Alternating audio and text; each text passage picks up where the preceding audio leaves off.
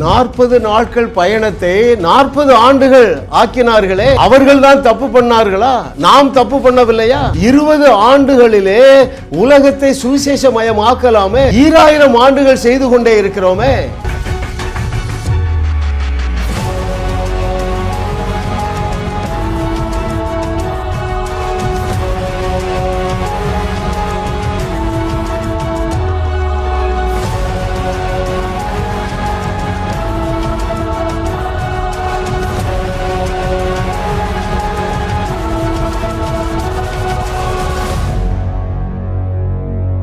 தேவன் நமக்கு கிருபையாக தந்த 500 அவருடைய அனந்த ஞானம் என்கிற தலைப்பிலே 356வது செய்தி, 2000 ஆண்டுகள் ஆகியும் த அன்ஃபினிஷ்ட் கமிஷன்.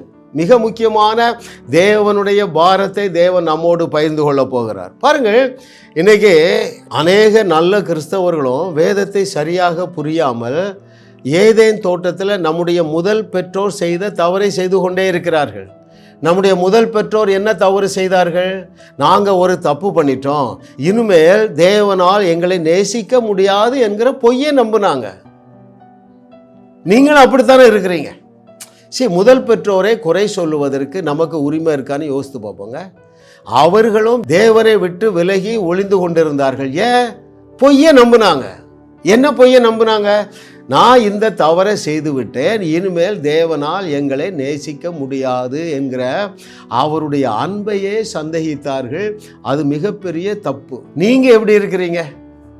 நான் இதெல்லாம் செய்துட்டேன், இதெல்லாம் செய்யலை, எனவே தேவனால் என்னை நேசிக்க முடியாது என்கிற பொய்யை நம்பி குற்ற உணர்வில் இருக்கிறீர்கள் அல்லவா? உங்களுக்கும் முதல் பெற்றோருக்கும் வித்தியாசமே கிடையாதுங்க. ஆமாம். இன்னொரு சம்பவம் நான் சொல்கிறேன். சலித்து கொள்ளுவார்கள் சில போதகர்கள் பேசும்போது. 40 நாளில் கானானுக்குள்ளே போயிருக்கலாம், 40 வருஷமாக போகிறாங்கங்க. இதே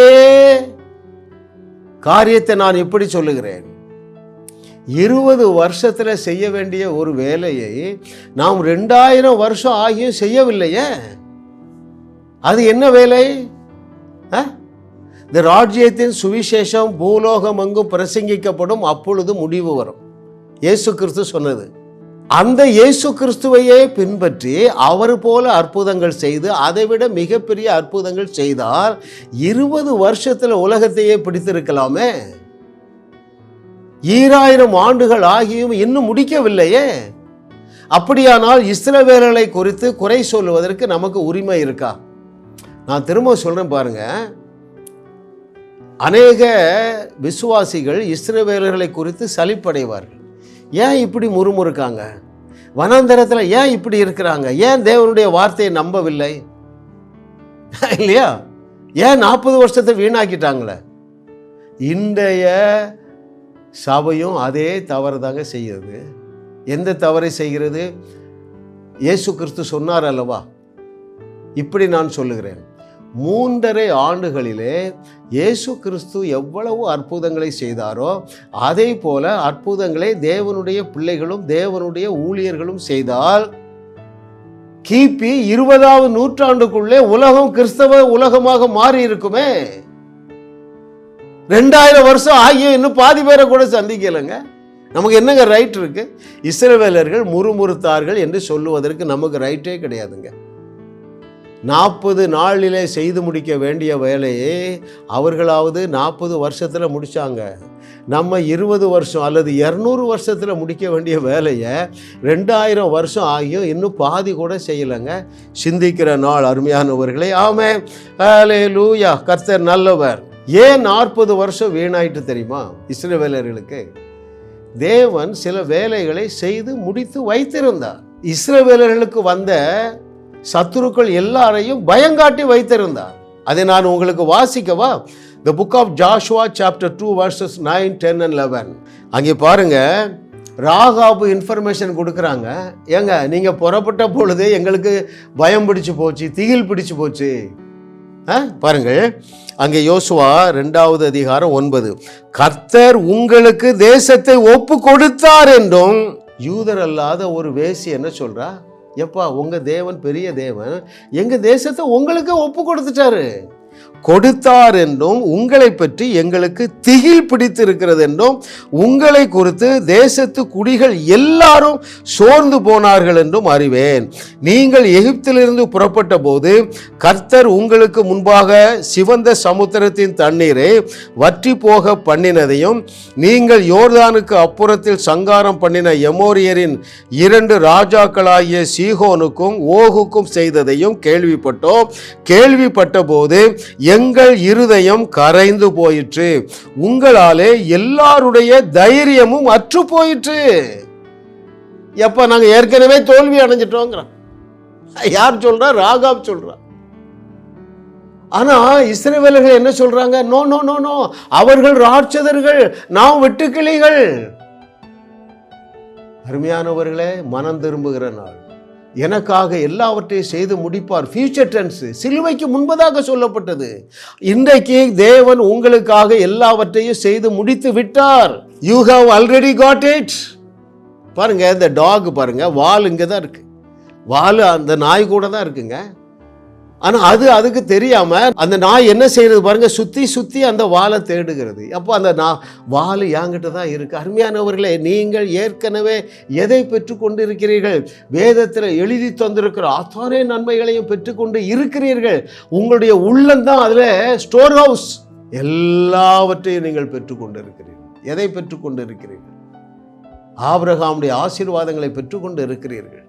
இயேசு கிறிஸ்து செய்ததை விட மிகப்பெரிய அற்புதங்களை செய்யக்கூடிய ஆற்றலை நீங்கள் பெற்றுக்கொண்டு இருக்கிறீர்கள். டியர்லி பிலோவட், ஹல்லேலூயா. இதை நீங்கள் அறிந்து கொள்ளுவீர்கள் என்றால், அருமையானவர்களே, இந்த நூற்றாண்டில் உலகத்தை சுவிசேஷமயமாக்கி விடலாமா இல்லையா? நமக்கு என்னங்க ரைட் இருக்கு? இஸ்ரவேலர்கள் வனாந்தரத்தில் முறுமுறுத்தாங்க.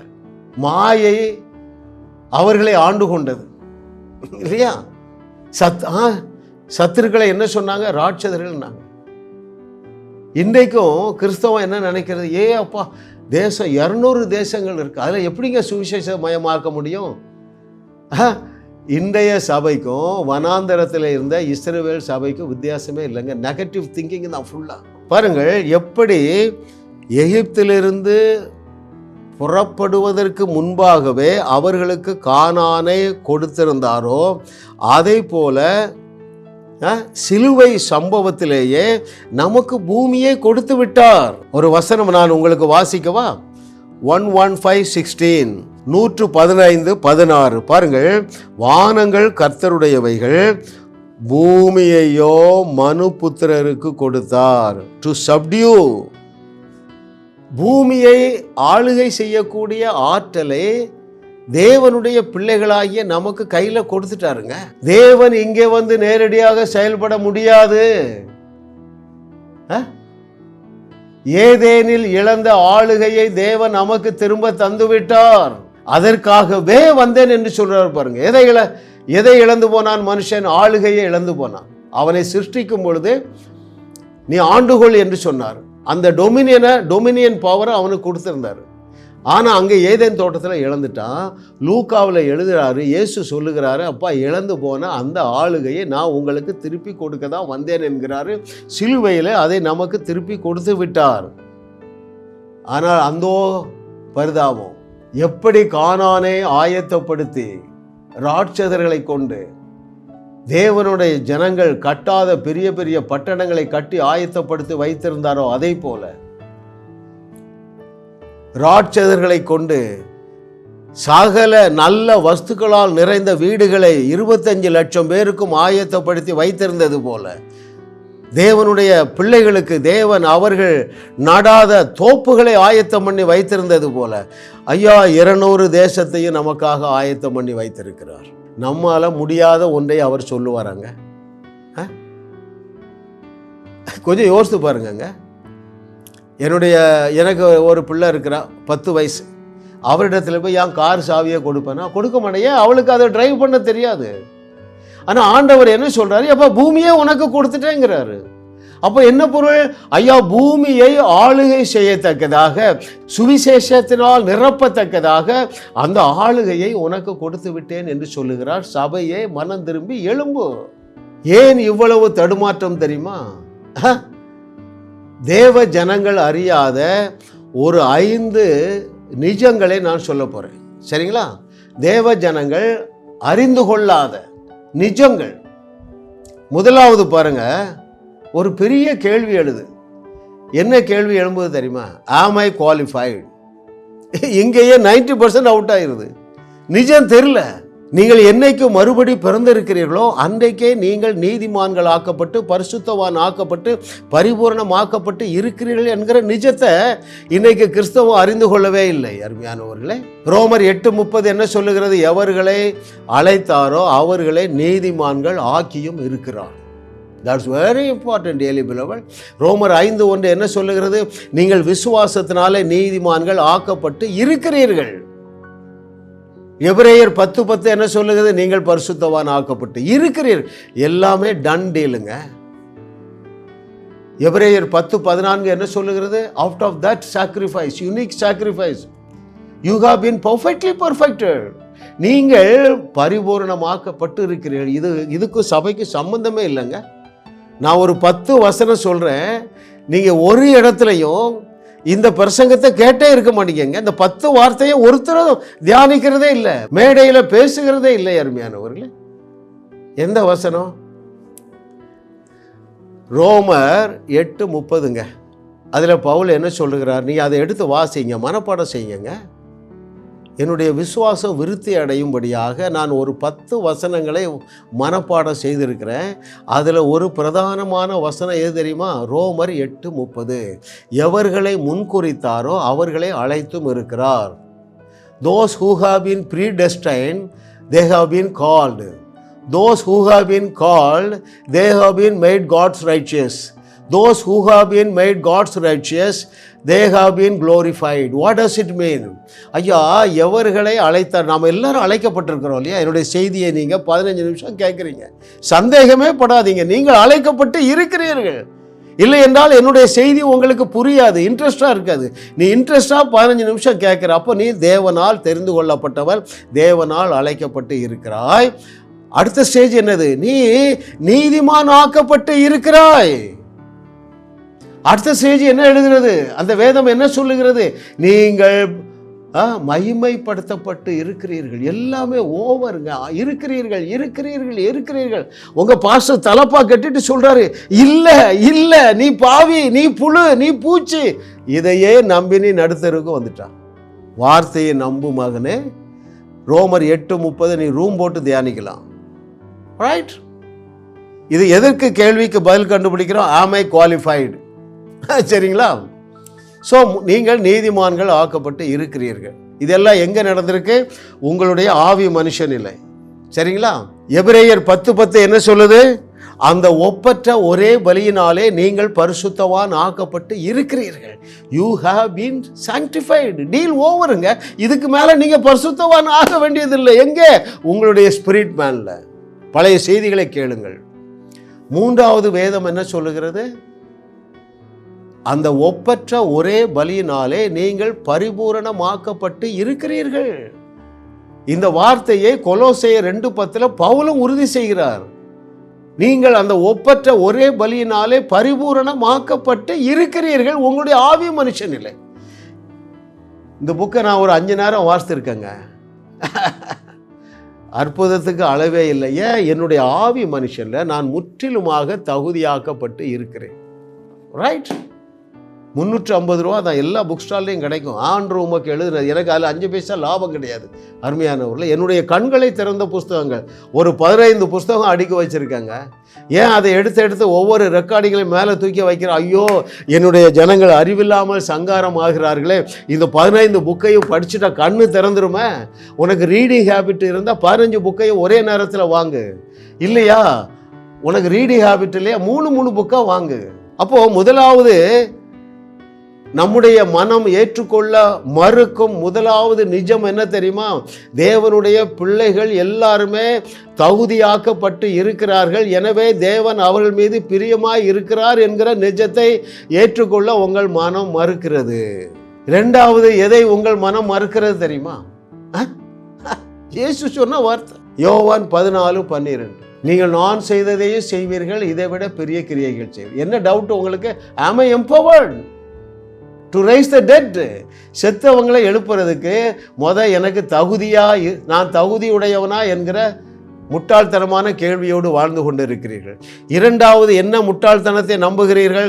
எனக்கு அந்த அளவுக்கு சூப்பர் நேச்சுரல் பவர் இருக்கிறதா என்கிற சந்தேகத்தோடு வாழுகிறீர்கள். ஆனால் இயேசு என்ன சொன்னார்? உங்களால் கூடாத காரியம் ஒன்றும் இராது, நீங்கள் நான் செய்ததையும் செய்வீர்கள், இதைவிட பெரிய கிரியைகளை. இயேசு சொன்னாருங்க. நீங்கள் தேவர்களா இருக்கிறீர்கள் என்று பவுல் சொல்லவில்லை, இயேசு சொல்லுகிறாரு. யாருடைய பாவங்களை மன்னிக்கிறீர்களோ அவருடைய பாவங்கள் மன்னிக்கப்படும் என்று மனுஷன் சொல்லலைங்க, உங்கள் பாவங்களை மன்னித்த உங்கள் நாதனாகிய இயேசு கிறிஸ்து சொல்றார். இதெல்லாம் இன்னைக்கு தியானிக்கிறதே கிடையாது. 2 கேள்வி சொல்லிட்டேன். என்ன கேள்வி? ஆம் ஐ குவாலிஃபைடு? எனக்கு தகுதியே கிடையாதுங்கிற பொய்யை நம்புறீங்க. இரண்டாவது, ஆம் ஐ எம்பவர்டு? என்னால் செத்தவங்களெல்லாம் எழுப்ப முடியாதுங்கிற பொய்யை நம்புறீங்க. மூன்றாவது, எந்த நிஜத்தை ஏற்றுக்கொள்ள நீங்கள் மறுக்கிறீர்கள் தெரியுமா? இயேசு கிறிஸ்துவை போல, எலியாவை போல, எலிசாவை போல, பேதுருவை போல, பவுல் அப்போஸ்தலரை போல. பாருங்க, இந்த 5 பேர், எலியா, எலிசா, இயேசு கிறிஸ்து, பேதுரு, பவுல், இந்த 5 பேரும் செத்தவங்களை எழுப்பியிருக்காங்கங்க. எனக்கும் அதுக்கு சம்பந்தமே இல்லாதது போல நீங்கள் வாழ்ந்து கொண்டு இருக்கிறீங்க. ஆனால் தேவன் உங்களுக்கு என்ன கட்டளை கொடுத்தார்? வியாதியஸ்தர்களை சொஸ்தமாக்குங்கள், பிசாசுகளை துரத்துங்கள், மரித்தோரை உயிரோடு எழுப்புங்கள். வேற என்ன சொன்னார்? குஷ்டரோகிகளை சுத்தம் பண்ணுங்கள். ஐயா, அந்த 4ல் 1 தானே டெட் ரைசிங். இதை உங்கள் மனம் ஏற்றுக்கொள்ள தடுமாறுகிறது. ரைட். நான்காவது, எதை ஏற்றுக்கொள்ள நீங்கள் தடுமாறுகிறீர்கள் தெரியுமா? Already the harvest is riped. அப்படி என்றால் என்ன பொருள்? இப்பொழுதே 200 தேசங்களிலும் ஆத்தும அறுவடைக்காக தேவன் அங்கே விளைச்சலை ஏற்கனவே ஆயத்தம் பண்ணி வைத்திருக்கிறார் என்கிற நாலேஜில் 2 வசனத்தை நான் உங்களுக்கு வாசிக்கிறேன். யோவான் 4:35. யோவான் எழுதுகிற சுவிசேஷம் 4வது அதிகாரம் 35வது வசனத்திலே, அறுப்பு காலம் வருகிறதற்கு இன்னும் 4 மாதம் செல்லும் என்று நீங்கள் சொல்லுகிறது இல்லையோ? இதோ வயல் நிலங்கள் இப்பொழுதே அறுப்புக்கு விளைந்து இருக்கிறது என்று உங்கள் கண்களை ஏறெடுத்து பாருங்கள் என்று நான் உங்களுக்கு சொல்லுகிறேன். அருமையானவர்களே, நான் ராஜஸ்தான் போகிறேன், பீகார் போகிறேன், குஜராத் போகிறேன், ஒரிசா போகிறேன். என் கண்களால் பார்த்துட்டு வந்து சொல்லுகிறேங்க, அங்கே ஆத்துமாக்கள் ஆயத்தமாக குவிக்கப்பட்டு தேவனால் வைக்கப்பட்டு இருக்கிறார்கள். இயேசு சொல்றாருங்க, இப்பொழுதே அறுப்புக்கு அறுவடை ரெடியா இருக்கு. ஆமென். ஆகையினால் தான் இயேசு கிறிஸ்து என்ன சொன்னார்? மத்தேயு 9:37 இயேசு கிறிஸ்து என்ன சொல்றார் பாருங்கள். தம்முடைய சீஷர்களை நோக்கி, அறுப்பு மிகுதி, வேலையாட்களோ கொஞ்சம். 38வது வசனம், ஆதலால் அறுப்புக்கு எஜமான் தமது அறுப்புக்கு வேலையாட்களை அனுப்பும்படி அவரை வேண்டிக் கொள்ளுங்கள் என்று சொல்றார். என்ன சொல்றாருன்னா, எப்பா அறுவடைக்காக ஜெபிக்க வேண்டாம், அது நிறைய ரெடியா இருக்கு. அறுவடைக்காக ஜெபிக்க சொல்லவில்லை அருமையானவர்களே, அறுவடை செய்யும் ஆட்களுக்காக ஜெபிக்க சொன்னார். அப்படி என்றால் என்ன பொருள்? ஏற்கனவே 200 தேசங்களிலும் அறுப்பு மிகுதி. ஹல்லேலூயா. ஓ, thank you Lord for your goodness. What a loving daddy. எவ்வளோ ஒரு அன்பான தகப்பனுங்க. அந்த அன்பு எதில் வெளிப்படுகிறது தெரியுமா? உங்களுக்கு ஒரு இன்ட்ரெஸ்டிங்கான வேலை கொடுக்குறாரு, அதுக்கு தேவையான எல்லா ரிசோர்ஸும் கொடுக்குறாரு. யோசித்து பாருங்க. என்னுடைய மகள் 25 வயசுன்னு வைத்துக்கொள்ளுங்க. என் கார் சாவியை கொடுத்தா அந்த சாவியில் என்னெல்லாம் இருக்குது? கார் இருக்குது, அதில் ஹார்ன் இருக்குது, பெட்ரோல் இருக்குது, எல்லாம் வைத்து தான் ஒரு தகப்பன் சாவியை கொடுக்கிறது போல 200 தேசங்களையும் நம்முடைய கையில் கொடுத்துருக்கிறார். என்ன சொல்லி கொடுக்குறார்? எப்பா நீ போய் எங்கே வேண்டாம், விதைக்க வேண்டாம், அறுக்க தான் செய்யணும். எல்லா இடங்களிலும் நான் விளைச்சலை வச்சிருக்கிறேன். எத்தனை பேர் புரியுது அருமையானவர்களே? 2000 ஆண்டுகள் ஆகியும் அந்த கிரேட் கமிஷன் ஃபுல்ஃபில் ஆகலைங்க. ஏன் தேவன் ஆதங்கத்தோடு பேசுகிறார் என்று நான் எண்ணுகிறேன் என்றால், இதை கேட்கிற அநேகர் நீங்கள் உலகம் எங்கும் புறப்பட்டு செல்ல போகிறீர்கள். சத்தியமாக நடக்குங்க. நீங்கள் அதை குறித்து இன்னும் அறிந்து கொள்ள என்னுடைய செய்திகளை கேளுங்கள். மாத்திரமல்ல, செவ்வாய்க்கிழமை தோறும் நான் ஃப்ரீயாக ஒரு ஜூம் மீட்டிங் நடத்துகிறேன். ஆமாம், அதில் நீங்கள் 1 ஆண்டு பயிற்சி எடுங்கள். அதில் பயிற்சி தான் கொடுக்குறோம். அதில் ஆன்லைன் ஹீலிங், டெட் ரைசிங்லாம் சொல்லிக் கொடுக்கும் அருமையானவர்களே. நேற்று தினத்தில் நடந்த ஒரு மீட்டிங்கில் ஒரு சிஸ்டர் சொல்கிறாங்க, பிரதர், நான் இந்த வகுப்புக்கு வந்த பிறகு நான் தினந்தோறும் அற்புதம் செய்கிறேங்கிறாங்க. ரைட்? அது அவ்வளவு எளிதான காரியம் அருமையானவர்களே. அப்போது தேவ பிள்ளைகளில் மனம் ஏற்றுக்கொள்ள மறுக்கும் 5 நிஜங்களிலே கடைசி நிஜம் என்ன தெரியுமா? எதை நீங்கள் ஏற்றுக்கொள்ள மறுக்கிறீர்கள் தெரியுமா? am I been called? என்னை தேவன் அழைத்திருக்கிறாரா? ரைட்? என்னை கொண்டு தேவன் அற்புதம் செய்வாரா? அற்புதம் செய்கிறதுக்கு என்னை அழைத்திருக்கிறாரா? மிஷனரி பணிக்கு, சுவிசேஷ பணிக்கு என்னை அழைத்திருக்கிறாரா? am I been called? சிம்பிளாக நான் ஒன்று சொல்லட்டுமா? உனக்கு 2 கால் இருக்குல்ல, அதே காலிங் தான்ப்பா.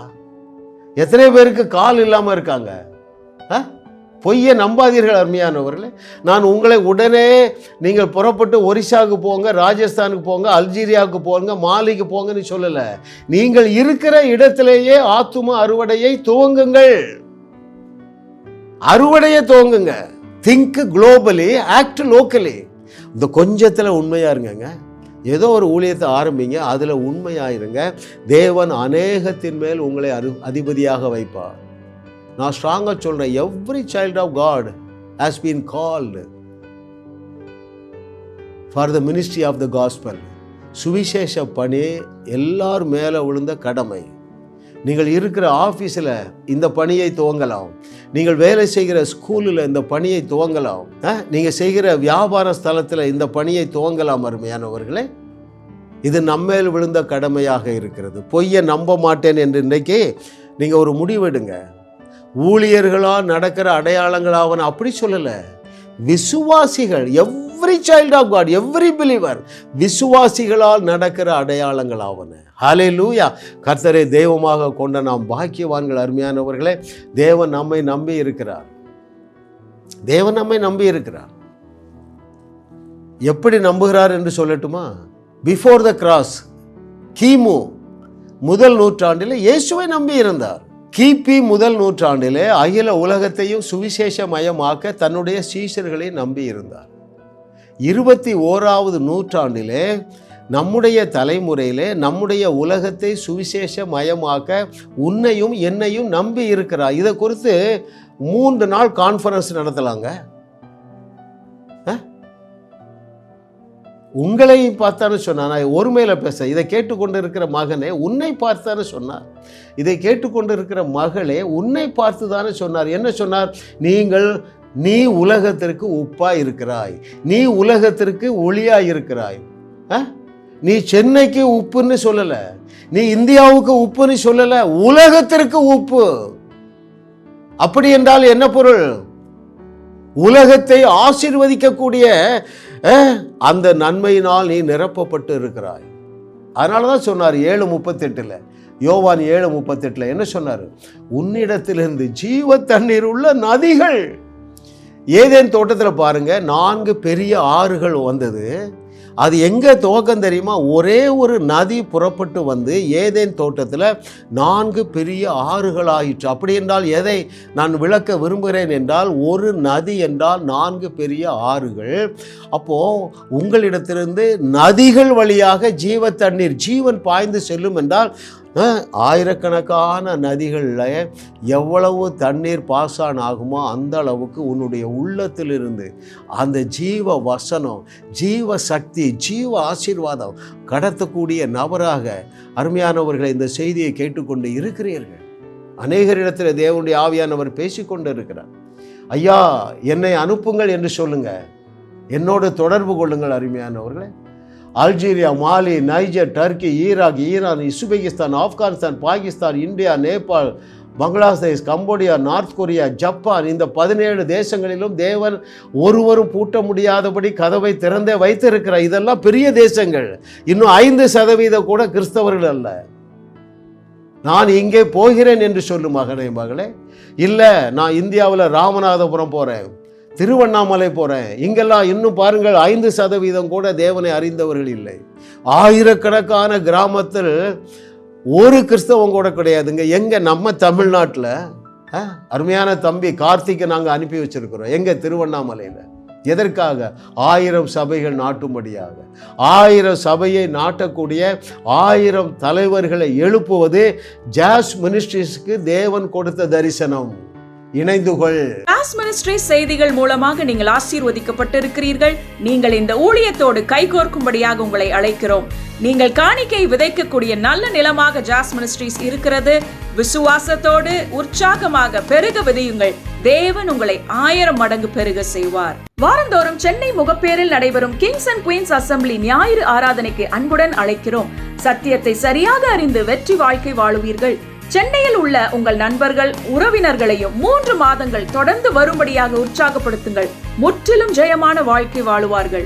உங்களையும் வாழ வைத்து உங்கள் மூலம் உலகத்தையும் வாழ வைக்கவே தேவன் எங்களை கிருபையாக அழைத்துள்ளார். விடுதலை பெறவும் சுகத்தை அனுபவிக்கவும் தொலைபேசியில் எங்களோடு தொடர்பு கொள்ளுங்கள். ஜாஸ் மினிஸ்ட்ரிஸ் யூடியூப் சேனலில் தொடர்ந்து செய்திகளை கேளுங்கள்.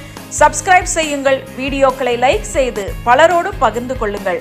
அவர்களும் ஆசீர்வதிக்கப்படட்டும்.